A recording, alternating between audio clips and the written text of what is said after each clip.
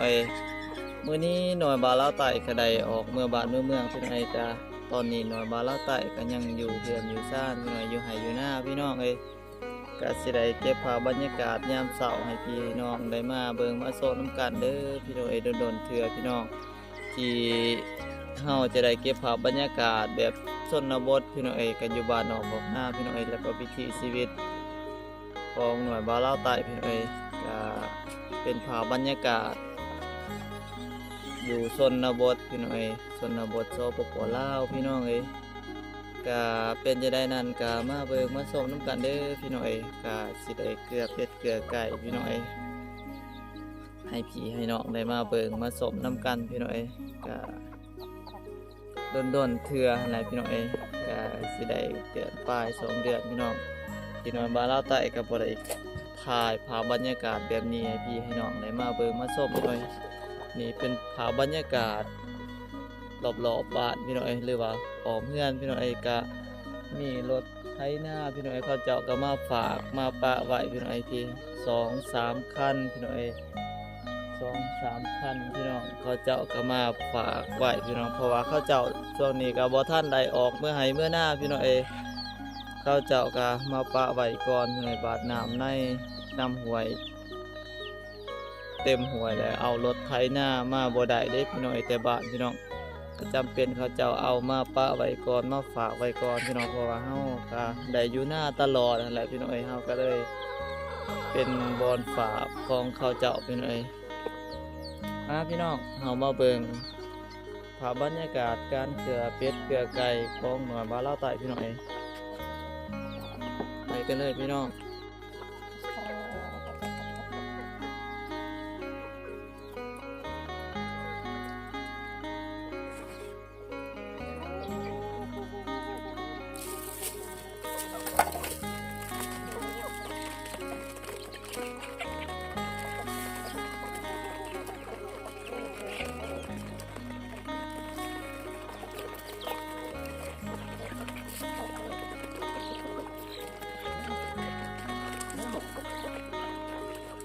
sao ui ao mặt đây ui cái chú thằng này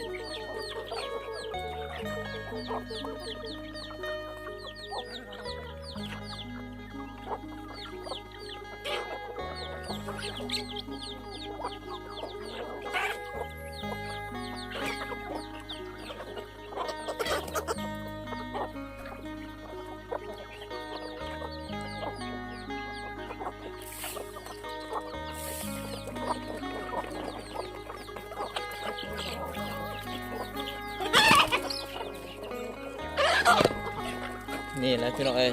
เป็นภาพบรรยากาศยามเช้าพี่น้อง ไก่ก็บ่หลายพี่น้องเอ้ยก็แต่พอได้เกลือพี่น้องก็พอหลายแต่ว่าไก่กับแต่ว่าแต่ละคู่แต่ละคนพี่น้องเอ้ยก็มีคู่ละแม่1 2แม่พี่น้องเอ้ยก็เป็ดไก่ก็มีบ่หลายพี่น้องมีแต่ไก่พี่น้องเป็ดก็บ่ได้เลี้ยงพี่น้องมันแบบว่ามันบ่อยู่หั่นแหละพี่น้องเอ้ยมันมักตายพี่น้องเอ้ยเฮาก็เลยบ่ได้เลี้ยงพี่น้องเลี้ยงแต่ไก่พี่น้องเอ้ยเลี้ยงก็ตามธรรมชาติพี่น้องเอ้ยก็4-5มื้อก็มาเกลือเทื่อนึงพี่น้องเอ้ยปลาให้มันหาอยู่หากินเองอยู่ตามทุ่งไร่ทุ่งนาพี่น้องเอ้ยก็คือยามฤดูฝนยามนี้ก็หญ้ายิ่งตามทุ่งไร่ทุ่งนาก็เริ่มปงขึ้นมาพี่น้องเอ้ยก็มดแมงก็เริ่มมีหลายพี่น้องเอ้ยก็ปลาให้เป็ดให้ไก่ออกหาอยู่หากินเองท่านผู้ชมเอ้ย ngày đi tới chúc ba chiếc hồn ba chiếc sườn ô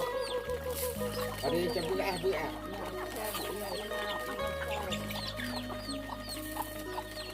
ở đây rồi thì ba chiếc sườn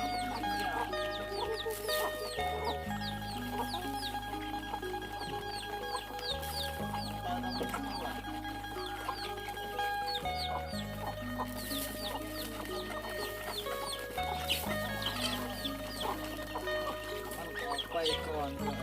ไปก่อนทางโซเบอร์ว่ามันเลยว่าอยู่ใกล้ในทางโซเบอร์อันนี้ใส่เพื่อแก้วน้องไปเชียงไกลไปใส่แถวโรงเรียนหน้า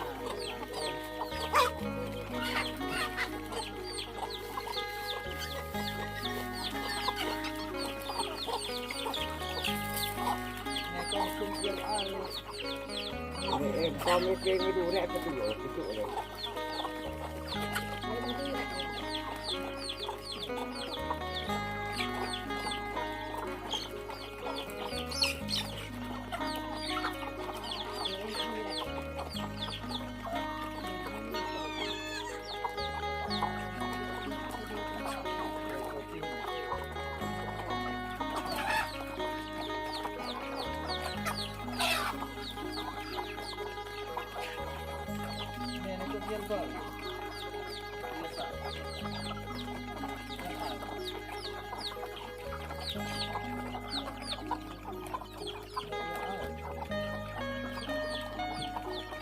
ai cũng biết cái này ai cũng biết này nó yêu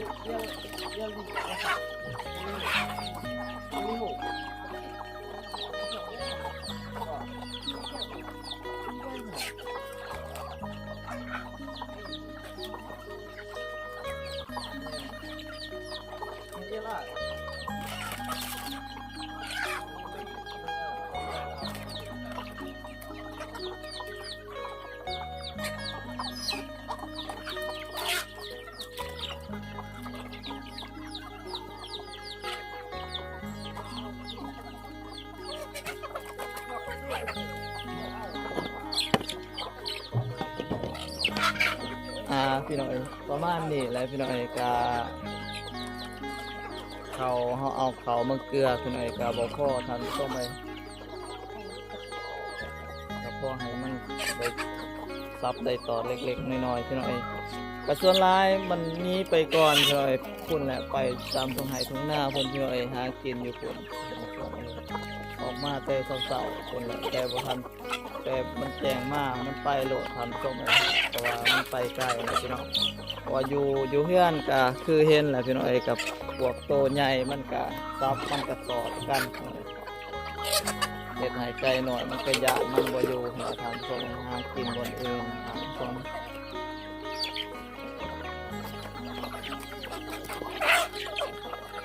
นี่บ่หลายพี่น้องเอ้ยปกติเฮาเอาอันนั้นซุ่มพี่น้องเอ้ยก็ซุ่มมางมไว้ให้ไก่น้อยมันกินต่างหากไก่ใหญ่มันกินต่างหากท่านผู้ชมเอ้ยแต่ว่ามื้อนี้เฮาก็มาเกลือรวมๆพี่น้องเอ้ยมาเกลือรวมๆมาเกลือตัวใหญ่ตัวน้อยให้มันได้ซับได้กินนํกันพี่น้องเอ้ยแต่ว่ามันก็เจ็บตัวน้อยมันเจ็บย้อนตัวใหญ่แล้วมันซับมันตอดพี่น้องเอ้ยโอเค กะบ่หลายพี่น้องเอ้ยยังแต่โตน้อยๆหน่อยเพียงตัวใหญ่ก็บ่ค่อยมีพี่น้องเอ้ยก็บ่ฮู้ว่าสิรอดหรือบ่ช่วงฤดูฝนนี่พี่น้องเพราะว่าช่วงฤดูฝนเฮาก็บ่ได้ปล่อยหั่นแหละทำส้มไว้เฮาก็ได้ขังไว้ฮอดยามฤดูกาลตกกะตามุ่งพี่น้องเอ้ยฮอดยามให้ยามหน้าพี่น้องเฮาก็ได้ขังไว้ทำส้มไอ้ขังไว้บ่ได้ปล่อยปละคือแนวนี้เด้พี่น้องเอ้ยมันก็มีโอกาสเสี่ยงหั่นแหละท่านผู้ชมเอ้ยเสี่ยงต่อการล้มตายท่านผู้ชมเอ้ยพี่น้องเฮาก็มาเบิ่งภาพบรรยากาศรอบๆพี่น้องเอ้ยคนทางนั้นจะเป็นคุณพ่อพี่น้องเอ้ยได้เคลียร์หญ้าเคลียร์หญ้งเคลียร์ขี้ฝุ่นหรือว่าตามให้ตามหน้าพี่น้องเอ้ยฮอดยามฤดูฝนแล้วพี่น้องเอ้ยก็บรรยากาศมื้อนี้ก็ยังมืดครึ้มพี่น้องเอ้ยท้องฟ้าก็ยังมืดครึ้มแล้วก็เบิ่งคือฝนสิตกท่านผู้ชมเอ้ยตอนนี้ก็มีฝนฝอยลงมาพี่น้องเอ้ยก็บ่แห้งพี่น้องงัวควายก็มีบ่หลายพี่น้องเอ้ยเขาเจ้าก็น่าจะแม่นแบบว่ามันออกไปหากินหญ้าอยู่ใกล้แล้วพี่น้องเหลือแต่คุณทางคุณกับควายของครอบครัวน้อยบ้านลาวไต่และท่านผู้ชมเอ้ยก็มีบ่หลายพี่น้องเพราะว่าเฮาบ่ได้ปล่อยเฮาบ่ได้ไปใกล้พี่น้องเพราะว่าบ่ให้มันไปใกล้หั่นแหละพี่น้องเอ้ยเพราะว่ามันไปเข้าให้เข้าหน้าของเขาเจาะนั่นโชคดีครับฤดูกาลเขาหน้าแซงพี่น้องก็ยังบ่ทันแล้วเทื่อพี่น้องเฮาก็บ่กล้าปล่อยไปไกลท่านผู้ชมเอ้ยนี่แหละพี่น้องบรรยากาศหอมๆพี่น้องก็เบิ่งอันนี้จะเป็นต้นขามพี่น้องเอ้ยต้นหมากขามท่านผู้ชมเอ้ยก็กำลังขึ้นเขียวมาพี่น้องเอ้ยก็มีปงยอดจอดอกพี่น้องเอ้ยพี่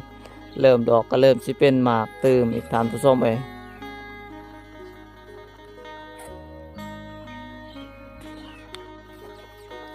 ประมาณนี้แหละพี่น้องเอ้ยวิถีชีวิตและก็ยามเช้าพี่น้องบรรยากาศยามเช้าในครอบครัวน้อยบ้านลาวใต้พี่น้องเอ้ยก็สำหรับคลิปนี้ก็สิได้สิ้นสุดลงเพียงเท่านี้เด้อพี่น้องเอ้ยขอบคุณหลายๆเด้อพ่อแม่พี่น้อง FC เมื่อสุขูสุขคนพี่น้องเอ้ยที่ติดตามรับชมคลิปน้อยบ้านลาวใต้พี่น้องเอ้ยแต่ต้นจนจบพี่น้องเอ้ยขออวยใจให้พรเด้อพี่น้องเอ้ยจงมีสุขภาพเข้มแข็งแข็งแรงเด้อครับพี่น้องเอ้ยปรารถนาสิ่งใดก็ขอให้ได้สิ่งนั้นตามความมุ่งมั่นปรารถนาพี่น้องเอ้ยคลิปหน้าพบกันใหม่พี่น้องเอ้ยสำหรับคลิปนี้สบายดีพี่น้อง